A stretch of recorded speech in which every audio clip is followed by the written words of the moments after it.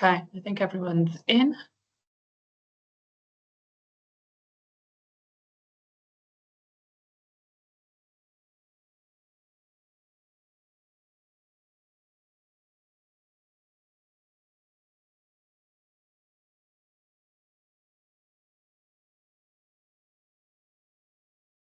The numbers are still going up ever so slightly, but we'll give people just another 30 seconds and we can get started if you're ready, Kate.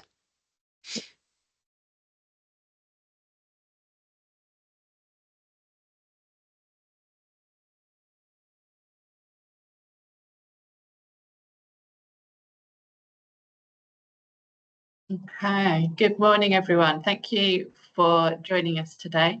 I'm Kate Martin, a psychotherapist who heads up our psychological services here at PAM Wellness.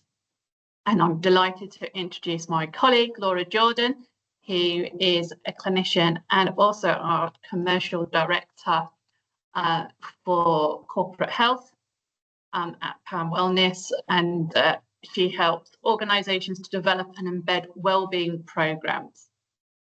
Lovely, thanks, Kate, and morning, everybody. Bit of a drizzly and grey morning here, so hopefully we'll brighten up your day with today's session. But thanks, Kate, for the introduction. Just to take you through what we're going to be exploring today, we've got 5 key points to take you through, a pretty jam-packed session. So we're going to be having a look at the link between culture and sickness absence. We'll explore the role of managers for creating a positive culture, and certainly culture is something which is really on everybody's agenda at the moment when it comes to health and wellbeing in the workplace.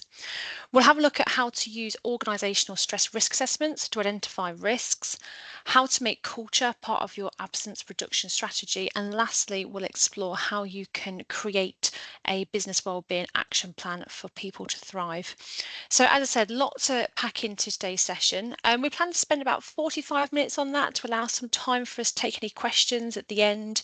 If you have got any questions, we have enabled the Q&A box, which you'll see at the top of your screens next to your chat box. So if you can pop any questions that you've got in there rather than the chat box as we go along, and then we can answer those questions when we get to the end of today's session. So Kate, I'll hand over to you to kick us off. Thank you very much, Laura. Okay, so we're going to be starting by looking at how culture impacts on attendance at work, and thinking about what that link is between culture and wellbeing. Research released in the past few years shows that 1 in 2 people, or 874,000 people in the UK workplace, are suffering from work-related stress, anxiety, or depression. That's contributing to 18 million working days being lost in the UK each year due to mental ill health. So that's a phenomenal number of days that are being impacted by mental health. With business in the community finding that a negative workplace culture is the single biggest factor undermining mental health and well-being at work. So if we could go and look at the culture iceberg model. When we're talking about culture, what do we mean by culture? There are a number of models about workplace culture that we can be referring to. And lots of them define elements such as the vision set by the board, or the formal policies or strategies put in place and presented to employees and stakeholders. The reality is that there are also invisible elements of culture at play. Things like unspoken rules about what's actually expected of people, the way people behave in practice based on their attitudes and feelings, the relationships between employees and their colleagues and managers, the importance placed on individual needs, and when it comes to well-being, is often these unwritten elements that have the biggest impact. And this is all represented in the cultural iceberg model, looking at the things that we can see and then the things that we can't see that are also impacting on it.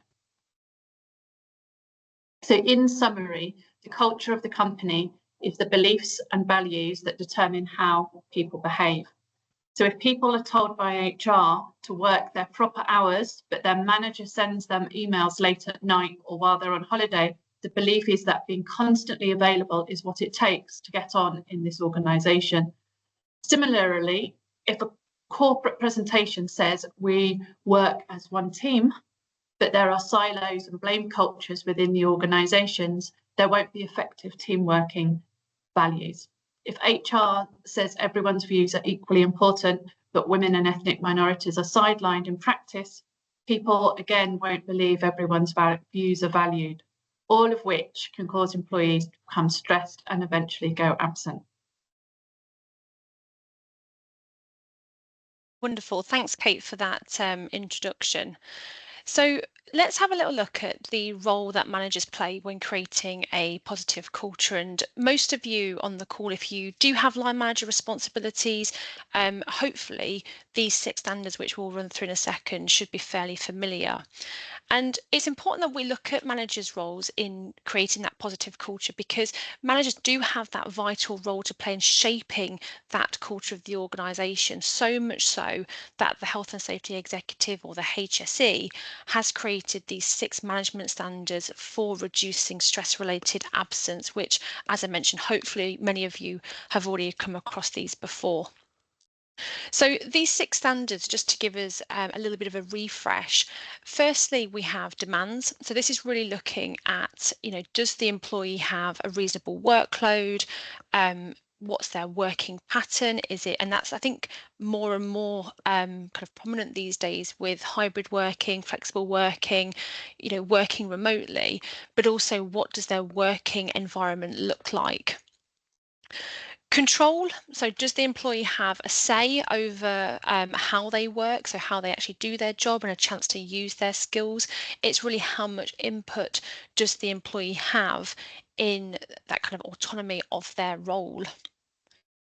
The third item to look at is support. So looking whether to see, is the employee supported by the organisation, both their manager and their colleagues. And this could even be stretching to looking at, does that employee have regular one-to-ones, regular appraisals, regular opportunity to actually ask for that support when it's needing. The next item to have a look at is relationships, and certainly this is a real kind of key player when we're looking at culture. So are there positive relationships, and are there ways in place to avoid any unacceptable behaviour? And relationships, I think, is something which, certainly for those of us that are maybe working hybrid or remote, it's making sure that we've got different means of being able to have those relationships with individuals, because we don't necessarily have those water cooler moments as often in the workplace these days, especially if we're all on different working patterns. We can then look at the role. So does the employee understand their role and responsibility? So this is really looking at, is there any role ambiguity, any kind of role conflict between individuals? So really having something as simple as a clearly outlined job description. And the 6th and last item there is looking at change. So this is something which, if it's not managed and communicated effectively, can have a really negative impact on culture in an organisation. So if there is any change that's taking place within an organisation, doesn't matter how big or small, really thinking about, is change communicated effectively with process for responding to concern? So these are the 6 items which are really worth being aware of. The Health and Safety Executive have created these 6 management standards, and there is actually some really great and useful information that you can get online with the HSE as well for those management standards. So if we come on to looking at organisational stress risk assessments, and really continuing with that theme of how managers have a role in creating a positive culture. A lot of managers these days will often be promoted into a management role, potentially or perhaps without any people skills. That's sometimes long gone, it can be forgotten about, and that is evidenced by the soaring mental health crisis. So most organisations will have areas for improvement when it comes to management of employees. So how do you identify what to fix? And this is where organisational stress risk assessments can come into play.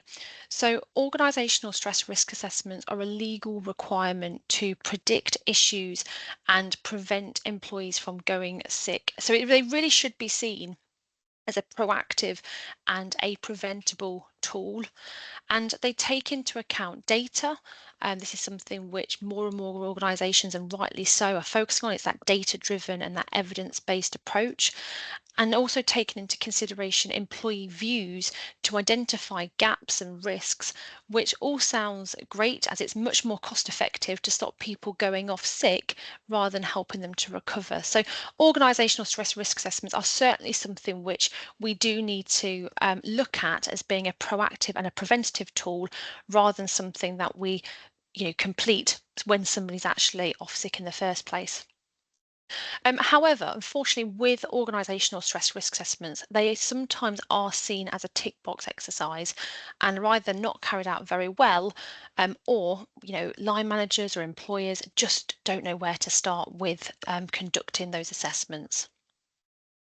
So with that, I'll hand you back over to Kate to actually take us through that most important question of, well, how to conduct an effective organisational stress risk assessment. Thank you very much, Laura. So yes, there's three things that we need to be looking at when we want to conduct an effective organisational stress risk assessment. So we want to be reviewing the data, listening to employees, and looking at policies within an organisation. So we'll just take a little bit of a look at what we mean by that. So when we are looking at the data, we want to start by looking at absence data, especially day one data and short-term absence. Other things we want to be looking at is EAP presenting issues. So if you have an employee assistance program that supports your organisation, it's getting information from them about the presenting issues of those who are accessing the service, and also reviewing occupational health and mental health claims data as well. All of these things will help to build that picture of what is happening within your organisation. The second part of it is to listen to the people who are working within the organisation, and this is something that is often led by HR or the people team in terms of finding out what people think. So it's looking at, what are the wellbeing app topics that are trending in terms of the ones which people are mostly looking at. Could be things like loneliness, burnout, anxiety, stress as examples. To review exit interview data, a lot of organisations don't always conduct exit interview data, but that can be really informative in terms of the reasons why people are leaving an organisation and going and working elsewhere. And also conducting focus groups. So focus groups is where people have an opportunity to discuss and talk about particular areas and to unpack those in more detail. And then you've got your broad surveys to get views across the organisation about culture or health and safety, executive standards. But when we're looking at those, we need to think about very much about the length of them. And so pulse surveys, which are really, really quick for people to respond to, that are not taking a lot of time away from what they are doing, are really important to consider, and then seeing that people are actioning them as well. So the third area is then to look at policies and to look at the policies and the things that I've talked there. Do the company values link back to wellbeing and culture?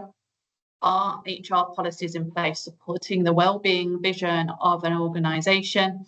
And are people adhering to the policies or unwritten rules that are in place? If we're thinking about, a company, every company will have values. Now, this may have come about in a purposeful way in terms of the values that a company wants to have, or it may have just evolved over time organically. And that can be a fantastic thing, but equally it could be that there are some values there that maybe are not what a company wants to have for their employees. So it's very much thinking about what your company values are that are in place, and what do those values mean for employee well-being and the culture in the workplace that a company, an organisation wants to create. So are those HR policies have in place supporting that vision? And if we want to be inclusive as organisations, do you have things like a neurodiversity policy or a menopause policy, or one that's becoming more recognised now, a menstruation policy? And are people adhering to these policies that are in place around working hours and protecting their physical and mental health? Or are they regularly being pushed beyond their limits by unspoken rules and norms that emerge within organisations? Lovely, thanks, Kate.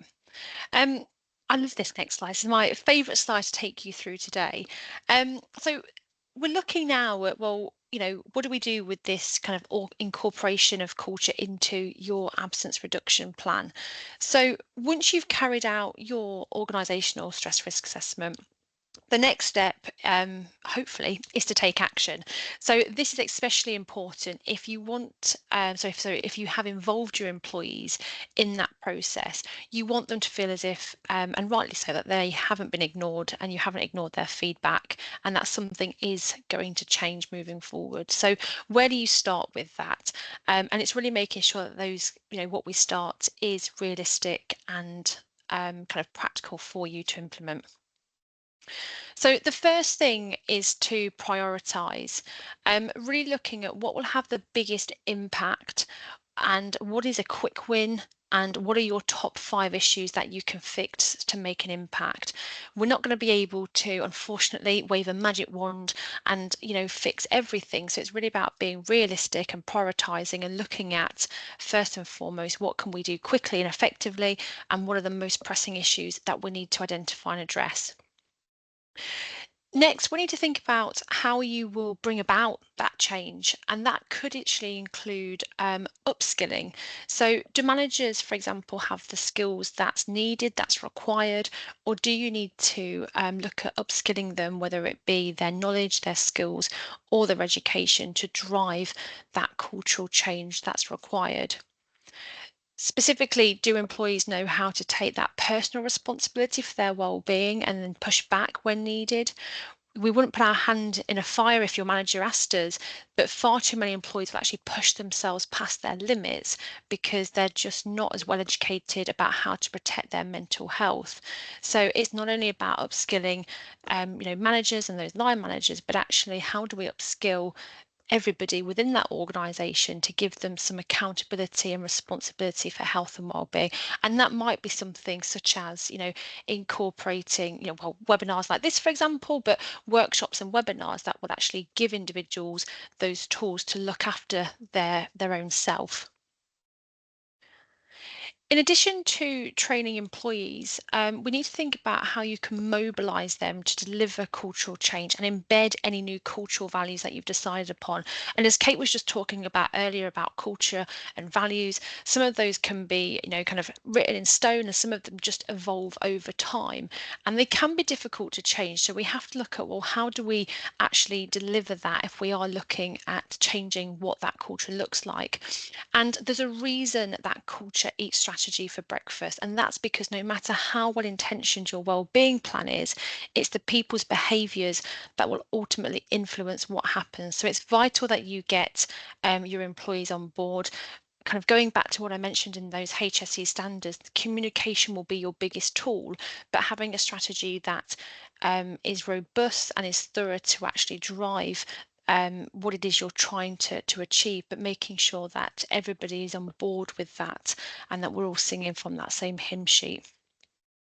And lastly, we all kind of hear the saying or the phrase, what gets measured gets managed. So really think about, and this might be something that's driven from HR and from those that are responsible for your strategy and maybe your people teams, but what measures do you want to assess progress against, and what baseline data can you use to record against when you're looking at the absence reduction plan? And that might be looking at things like workplace suite outcomes to measure things like presenteeism, absenteeism, life satisfaction, and so forth.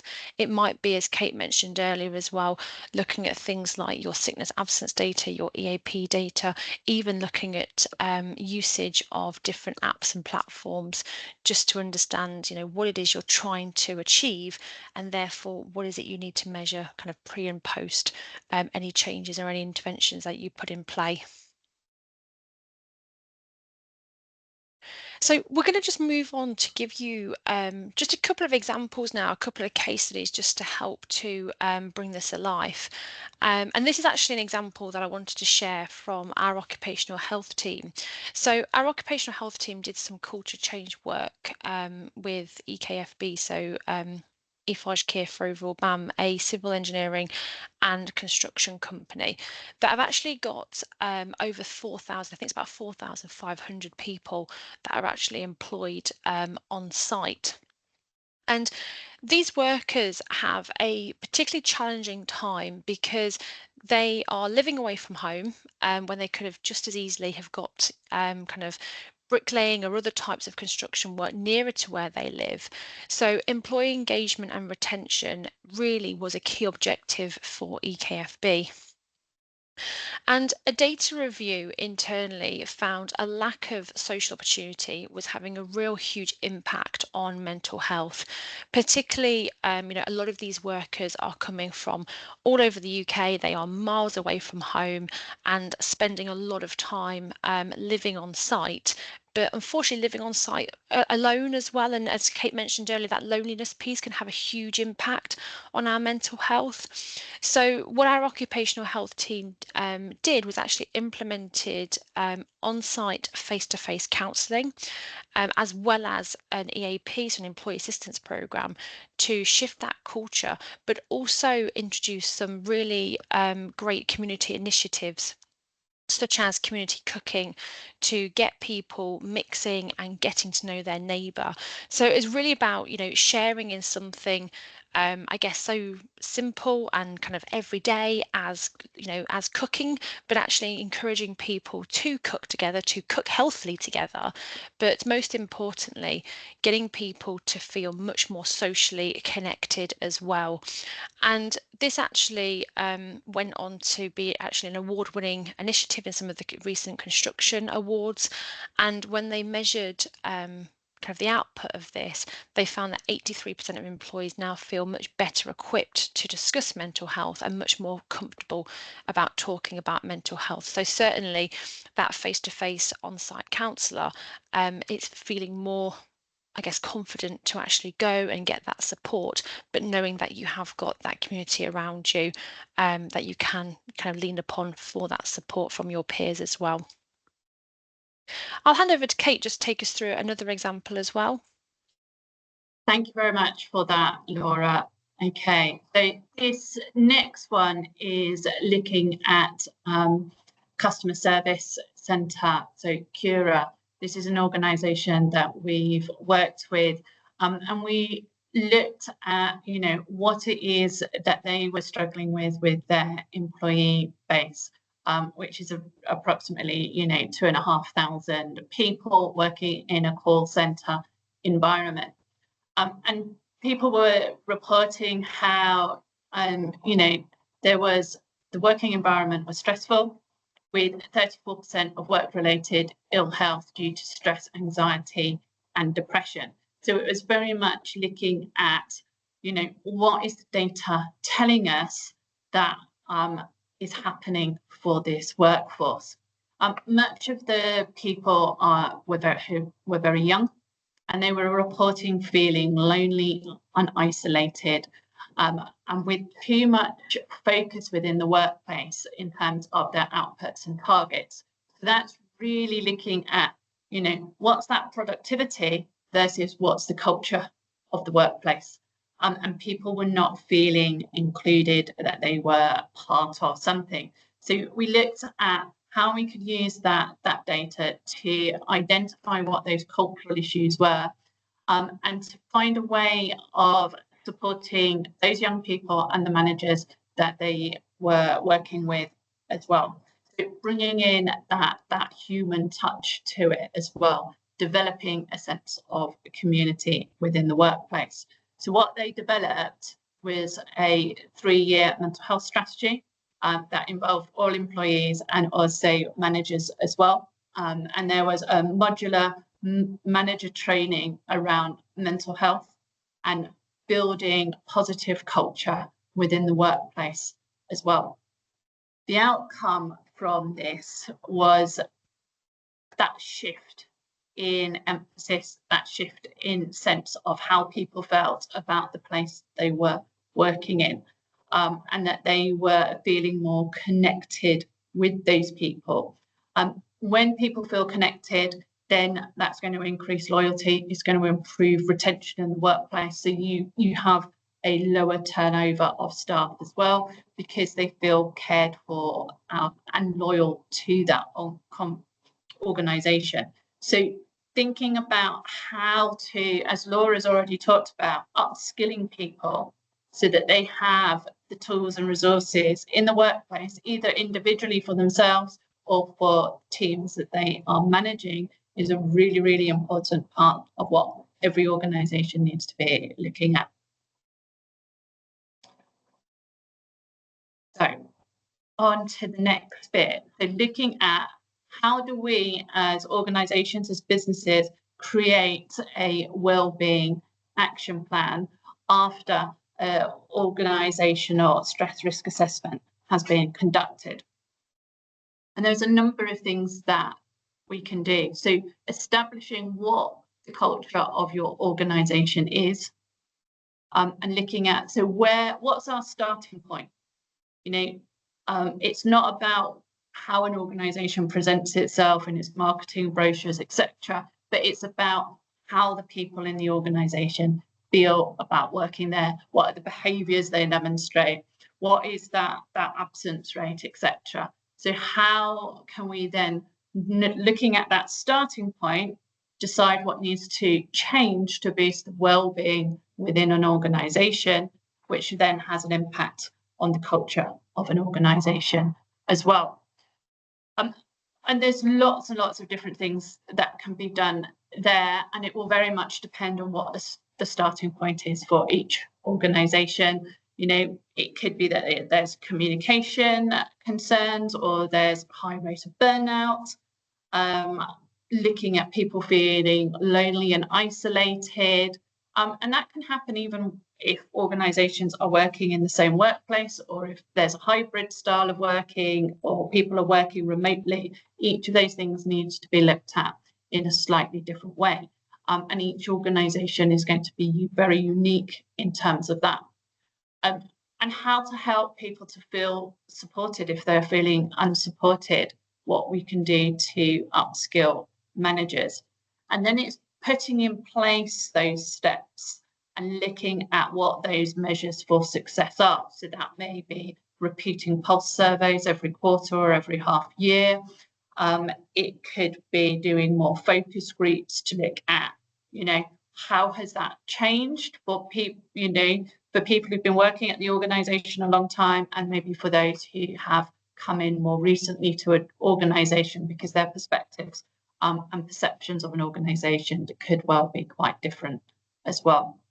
So it's going through those steps, and then it's going back and reviewing them on a regular basis. This isn't something that we do just once. It's something that organisations need to repeatedly do if they want to, one, improve the cultural well-being within the organisation, and then secondly, to maintain it as well, because we need to continue to do things to be able to maintain our well-being. So lots and lots of things that we need to consider and think about, and also that this is a journey. It's not going that we are going to have to continue on for as long as organisations and businesses continue to operate. Thanks, Kate. I think you made a really valid point there as well, just really hammering home that it is a journey. It's not just you do an organisational risk assessment and everything's sorted and everything's completed. It's not just a tick in the box. It is something that is going to grow and evolve over time, and may well actually need a little bit of kind of, as Kate said, patience, but also that consistent review as well.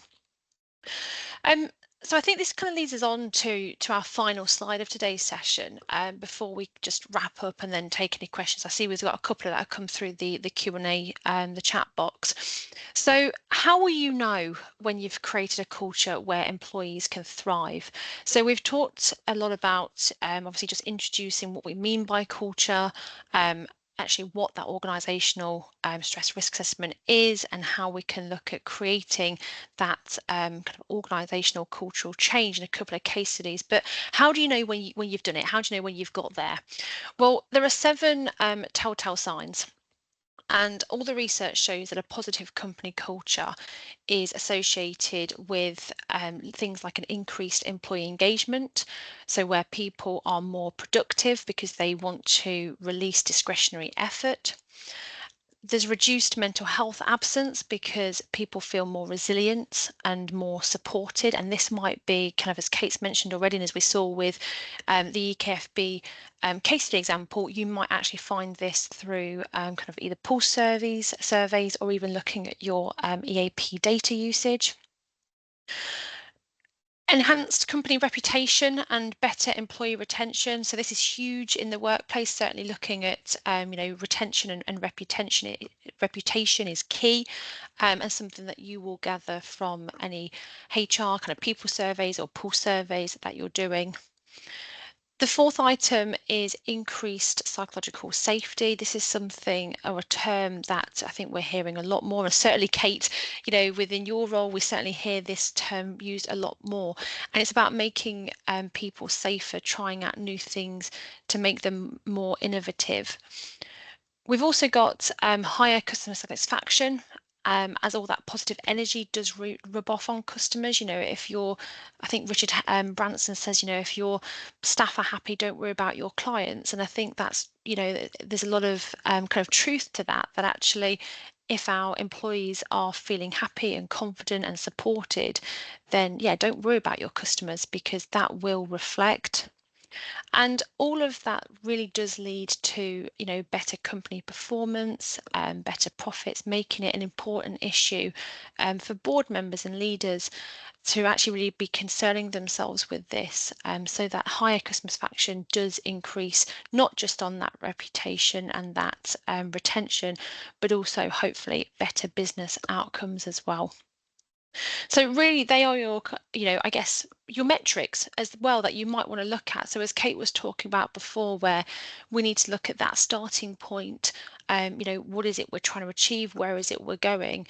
Then these 7 items may well be 7 areas that you look at as some baseline measures, which can actually help you to establish what is the culture currently within your organisation, looking at the data that you do have available and that you do have at hand, as well as looking at implementing some of those organisational stress risk assessments to then help you move forward from there out.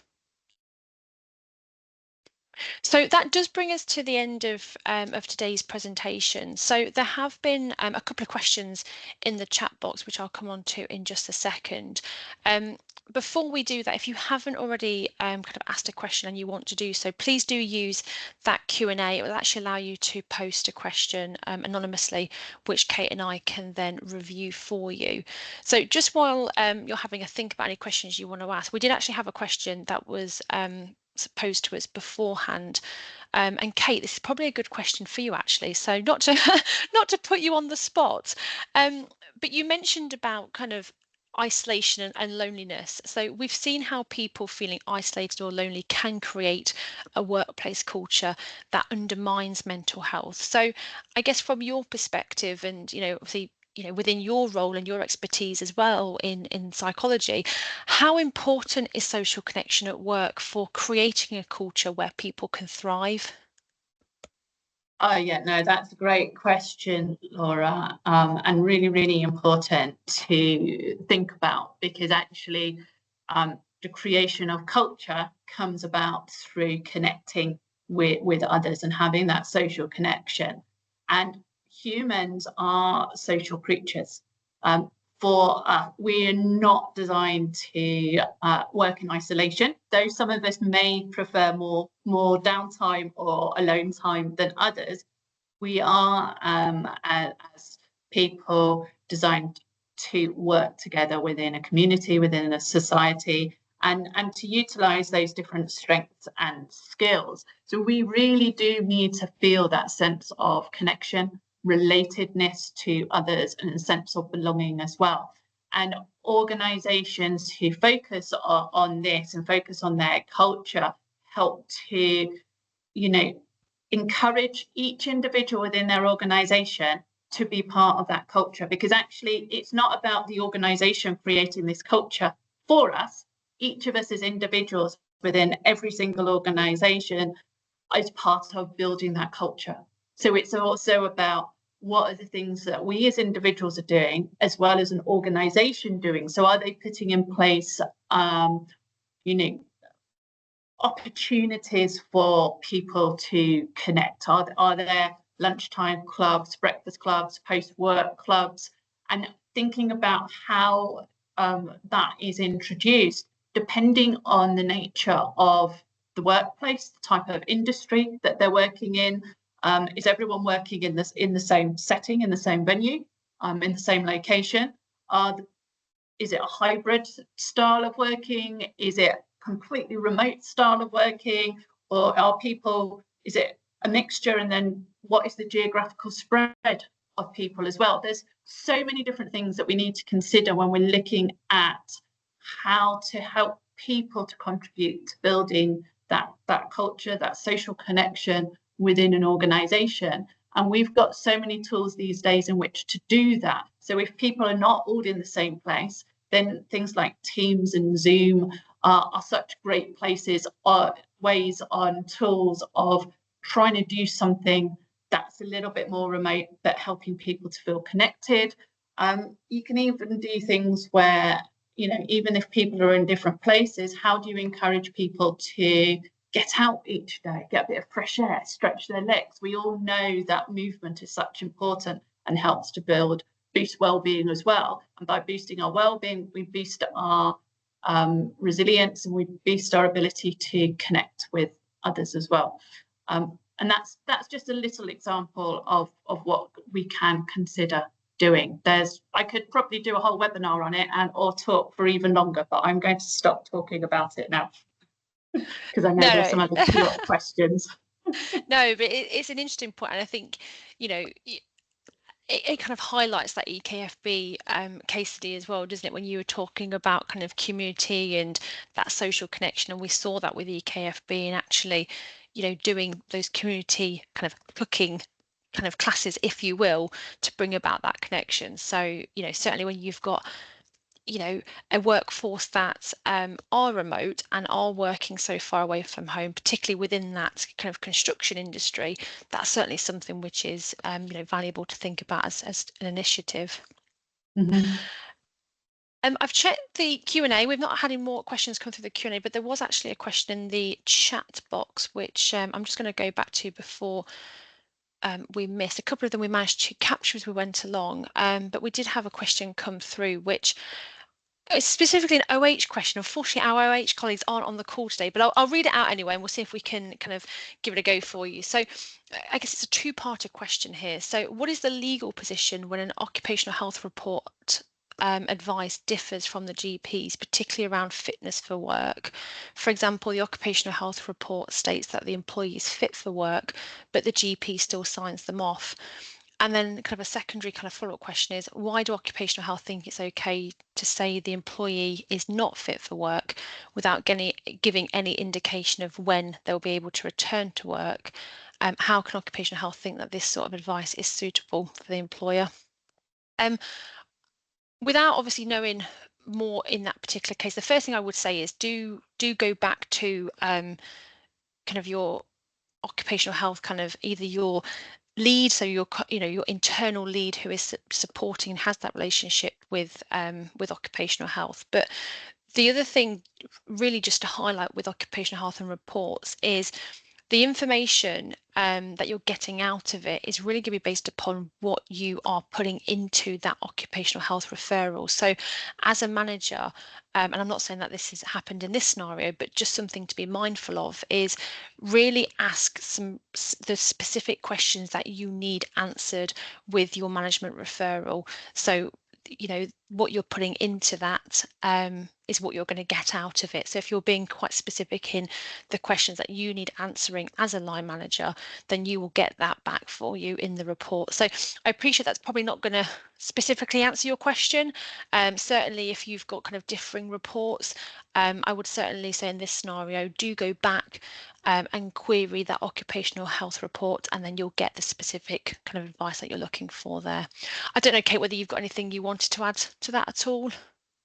No, I think it's, it is very important, and it's a skill in itself that actually, we're not all going to be starting off with as managers, except when we're doing occupational health referrals, in terms of, the more information we can provide about the background, so that we're setting the scene ahead of that OH appointment for the individual. The more specific in terms of the questions or the guidance we're asking for from OH will help inform that report, increase the value of it when it comes back. And absolutely, as Laura has already said, if there's areas which are not clear or you require clarity on, then going back and asking for clarity on that. Asking additional questions is not normally something that can be done, but asking for clarity if the answer or the information in the report is not clear is certainly something that's acceptable to do.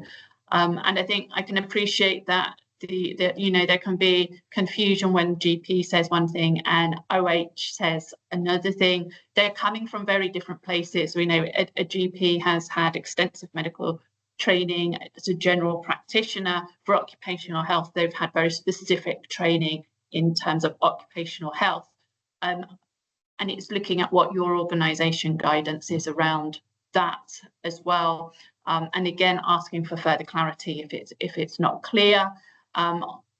Occupational health will always consider, what is feasible within your workplace as well. So, some of it is guidance if it's operationally feasible for you, and because OH doesn't know your specific workplace, so they can have as much information as possible, but there are things that they're not going to know about what is and isn't operationally feasible in your specific workplace as well.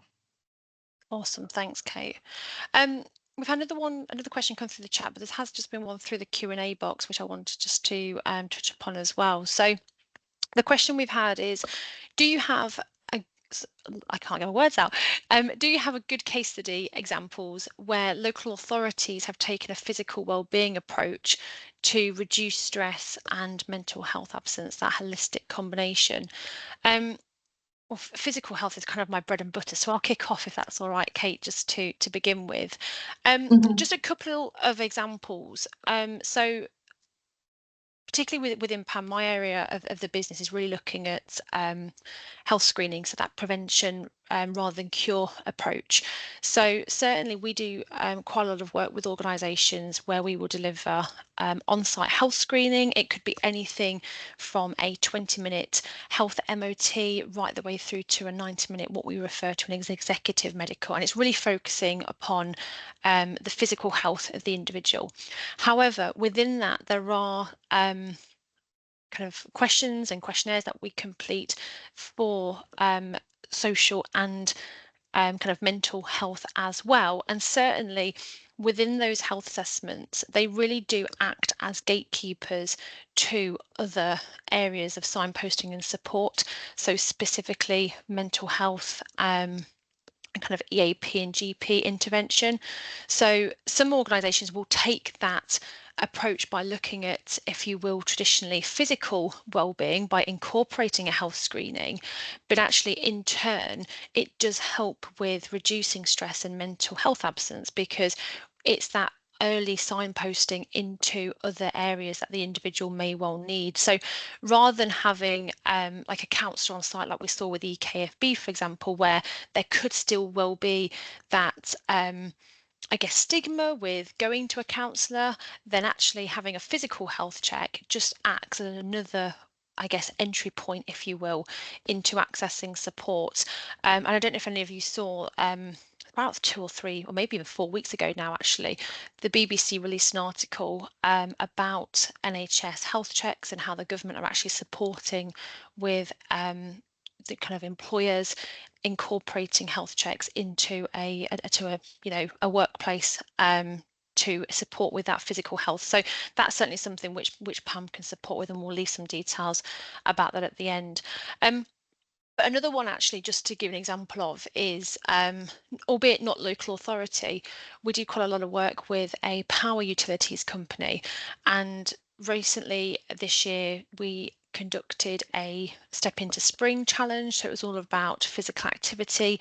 We wanted to encourage people to, yes, be physically active with a particular interest in reducing things like waist circumference, weight and blood pressure, but also a bit like what Kate was actually saying earlier with that social connectivity. We wanted people to be feeling that they were part of a team, and actually getting people outside in that green space to also help with boosting that social connectivity, reducing loneliness, and increasing mental health and mental well-being.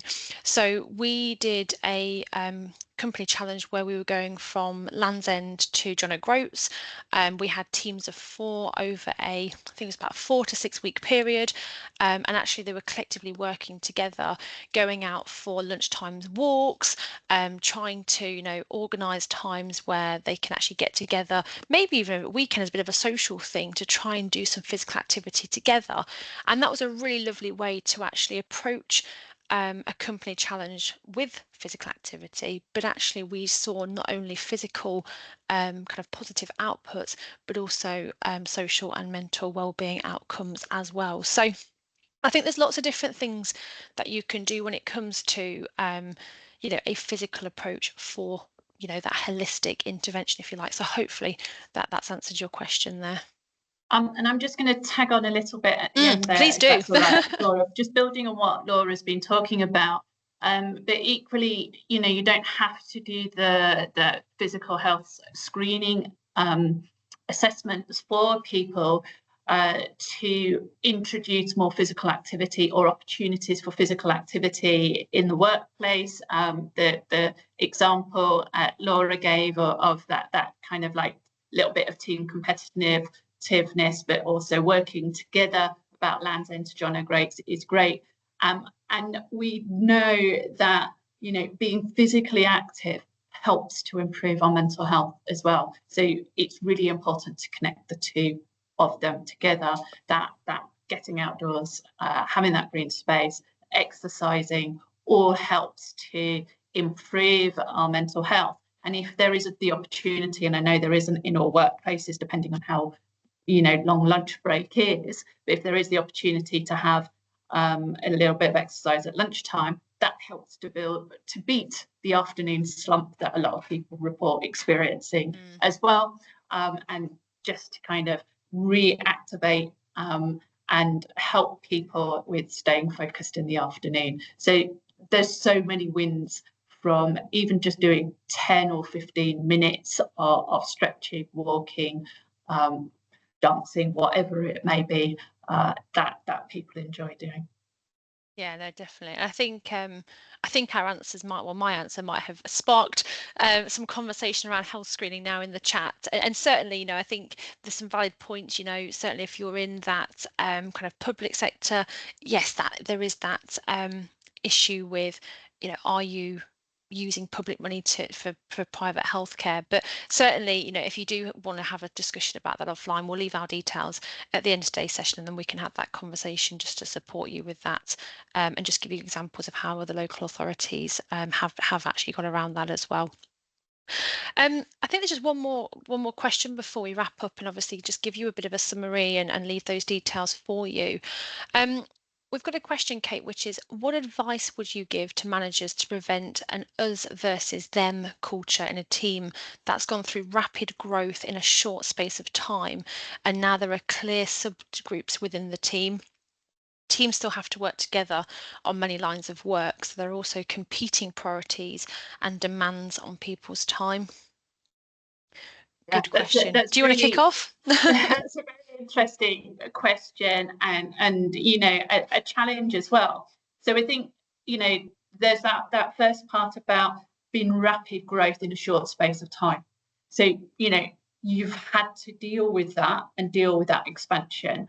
Now it sounds like there's an opportunity just to take a pause and to reflect on what's happened, which is what you're doing here because you've asked that question. So that's demonstrating that reflection. And it's then thinking about, okay, have we got the capacity to take some time out for the whole team together? It may, and that's going to vary depending on what your organisation is and does. So it may be that you'd only have an hour, you may have half a day, you may have a whole day.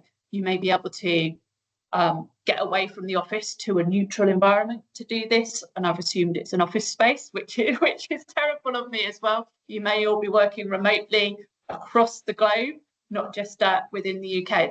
There's obviously different permutations that you have to take into account about that. But I would say it's about looking at that process of when you've got a team that storming, norming, performing approach, and looking at, okay, this has happened, but how do we then get the team to the performing stage? Because it sounds like it's probably stalled a little bit, and that's helping people to break out of those groups that they've formed. And it's natural for humans to find groups and form groups as well, because we were talking about that social connection that we all want, that sense of belonging that we want. So some of that, particularly if it's people who've been in the team for longer, maybe that it's people who they've seen this rapid expansion, and so they've formed smaller groups to help themselves to manage and negotiate that increase in the team size. So yeah, looking at things that can help bring it out, doing some activities that encourage people to work across teams, not just within their teams. And obviously it's at a management level where those priorities and demands on people's times, you need to decide, okay, so there are all these priorities, which are the ones what's the order they need to be working on them in, and that's a management decision rather than an individual decision on that front. So hopefully that, it's not going to have given you a firm answer, but hopefully it's given you a few ideas about what you could do and how you could approach that challenge that you've got at the moment. Is there anything else you'd add to that, Laura?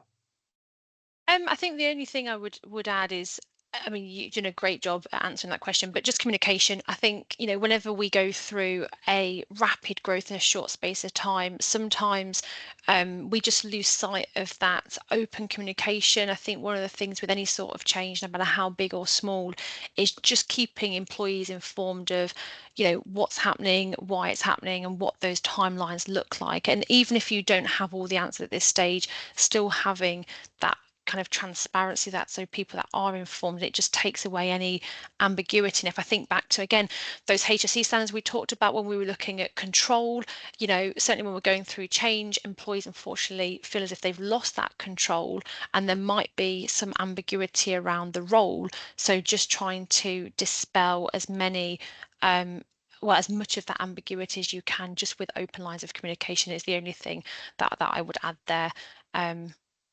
Yeah, that's the only thing from me, actually. So I don't think we've had any other kind of questions. I'll just have a quick look at the Q&A to make sure we haven't missed anything, and nothing in the chat. Nice to see we've got a few competitive organisations out there that are doing some kind of inter-sports teams challenges as well. So what I'll do is I will just wrap up today's session, and we'll leave some details if you have got any questions, whether it's about today's session or anything that we've answered, or anything that you want more information on. We can obviously support you with that. But I think I just want to finish by just letting you know that, you know, we can help you to create that culture that supports the well-being of your workforce in multiple different ways. I have only just kind of pulled out 4 of those. So the first one, obviously today's session has been all around organisational kind of risk assessments and culture. So there are organisational stress risk assessments that will look at your data and listen to employees to identify key areas for improvement. So, you know, if you've come out of today's session thinking, actually, yes, we do need something like this in our workplace, then do reach out, and this is something that PAM can support you with. There's also business wellbeing action plans. So particularly, you know, with PAM's consultancy services and multiple different kind of business streams, if you like, we can give you that actionable plan to help the business elevate its approach to supporting mental health. But Kate and I have also spoken today about upskilling both not only managers but also employees. So if you are looking to incorporate any workshops or webinars for employees on a range of topics, whether it's mental health, physical health, social wellbeing, then we do have that available for you as well. And lastly, there is that full suite of mental health support services ranging from an EAP to a wellbeing app, which I know Kate you spoke about earlier as well, to counselling, to return to work programs to help you put your wellbeing plan into action and create that culture where employees can thrive.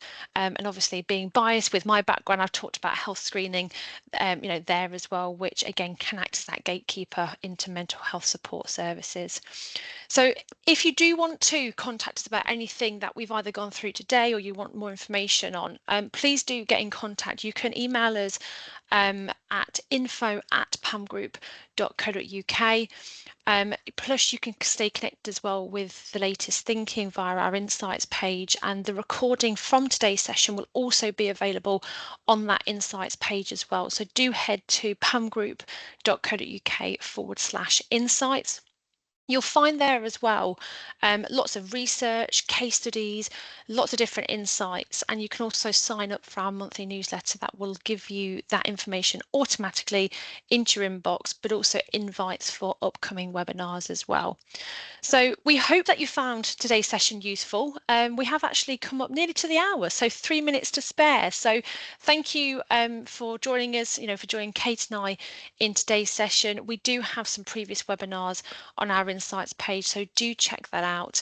And if you have got any questions, then do get in contact with us on that email address, info@pamgroup.co.uk. But from Kate and I, thank you for joining us and have a really great Tuesday.